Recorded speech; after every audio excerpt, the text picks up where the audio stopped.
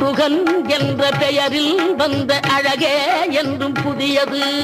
முருகன் என்ற பெயரில் வந்த அழகே என்றும் புதியது. முறுவல் காட்டும் குமரன் கொண்ட இளமை என்றும் புதியது. முறுவல் காட்டும் குமரன் கொண்ட இளமை என்றும் புதியது.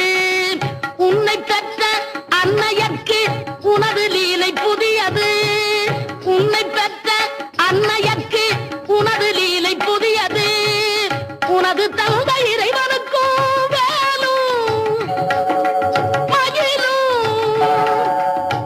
உனது தந்தை இறைவனுக்கும் வேலுமயிலும் புதியது.